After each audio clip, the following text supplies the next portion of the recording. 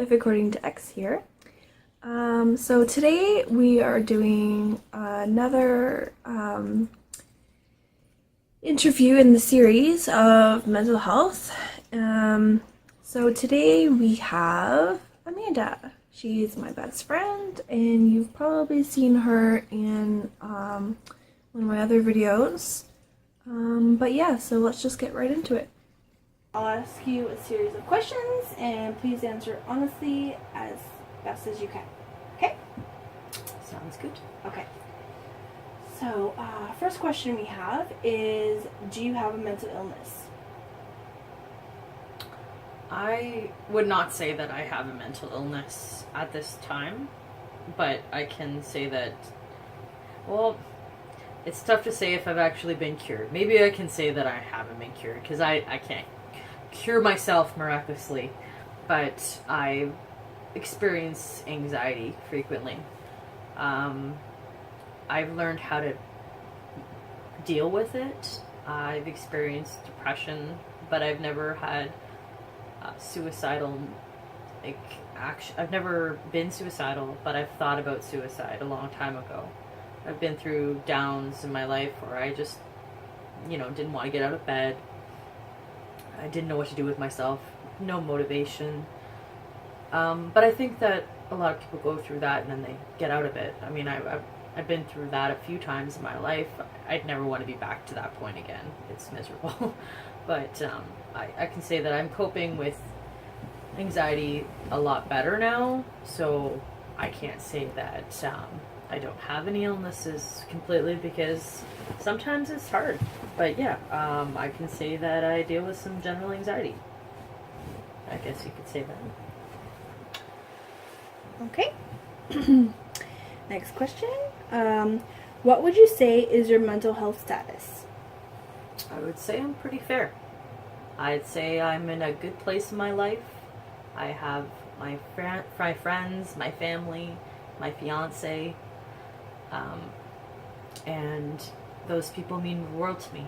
And I'm very grateful for what I have in my life now. And my perspective has changed a lot in the last couple of years, especially the last 2 years, just because of things I've been through. Made me really appreciate where I am, and yeah, I've got to say I'm in a good place. Okay. How does mental health or illness affect you? How does it affect me personally? Well, I think on a day-to-day basis, I am able to function fairly well, but I've been through periods in my life where I wasn't, and I was really scared what people would think about me, if something could go wrong, if I could fail at something, what would happen. Just all the possibilities just racing through my head, like what would happen and how would I deal with it. And then there's the other aspect of just being depressed and not wanting to do anything, not feeling any motivation. It drains you mentally. It does. It really does. I mean, I can't say that I'm experiencing it anymore, and I'm really thankful for that, but it's a battle. It's a battle. That's for sure. Anybody who has to experience that, it's not easy. Do you have a friend, family member, co-worker, etc. with a mental illness? I've met a few people. I have some people in my life that do have mental illness, yes. Okay. What types of mental illnesses do you know about? There's bipolar, there's schizophrenia, manic depressive. I don't know if you could count, there's multiple personality disorder. There's anxiety disorder, agoraphobia.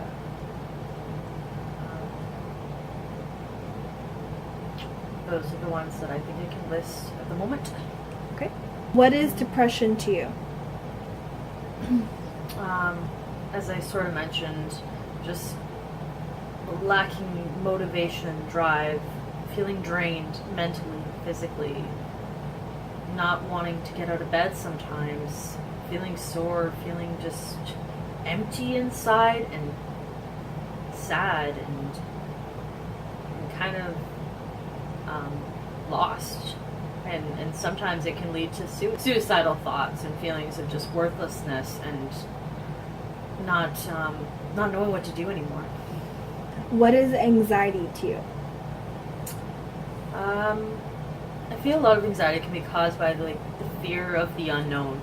Like, you're constantly wondering what's going to happen next. How am I going to control it? You can't control it. You can't control what's going to happen in the future. But anxiety is like, sometimes it's usually irrational. But you panic inside and you're scared and you feel like the butterflies in your stomach, or you feel like you're going to be sick, or you feel like you're going to hyperventilate.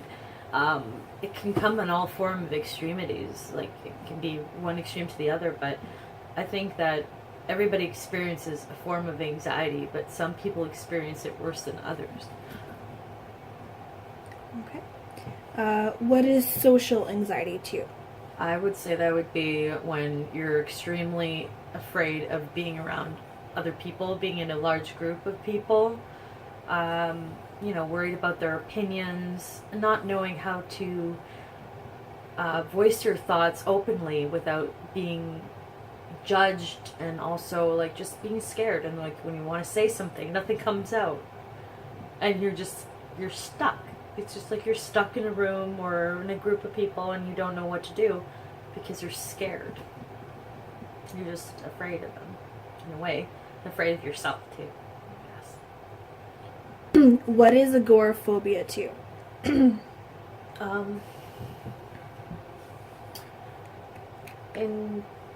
I don't know if this is correct because I don't know, I haven't been through it, but in my opinion, it would be feeling afraid to leave your comfort zone.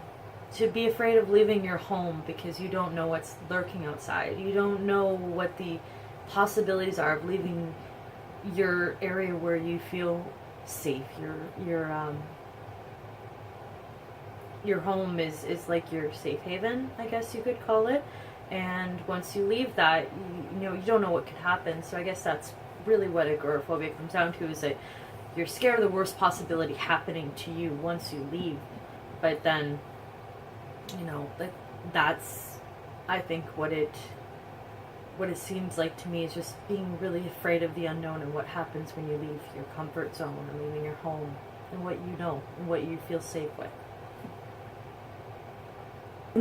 What is ADD to you, which is attention deficit disorder? Having like multiple thought processes, which isn't bad. It just means your mind is racing in different areas and you're like thinking multiple things at once, and then it's hard to focus on one thing because you're going to focus on something else, and then it's not like it's concentrated on many things at once. And I know that a lot of children are being put on medication, like Ritalin and things like that, to control their ADD. Like, they're told by their teachers and things like that, and that ADD is not good for children or for learning. And it's basically just somebody who can't concentrate on one thing at a time, I guess. What is P.T.S.D to you, which is post-traumatic stress disorder? Post-traumatic stress disorder, when somebody is experiencing something just very traumatic, something that's life-changing, something that's either happened to them, like that they've either been in a car accident, or it could be they've witnessed something very tragic, like even a murder, or they've been maybe part of the war, maybe like a veteran, like a war veteran. They often deal with post-traumatic stress disorder. Could be a victim of abuse, could be a victim of assault, rape, somebody who's been kidnapped.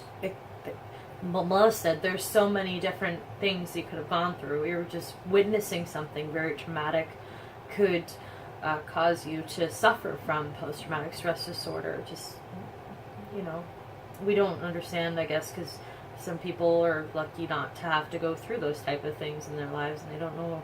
But If you like this video, don't forget to like, comment, subscribe, and share with your friends. You can also visit me on my Facebook page and Instagram.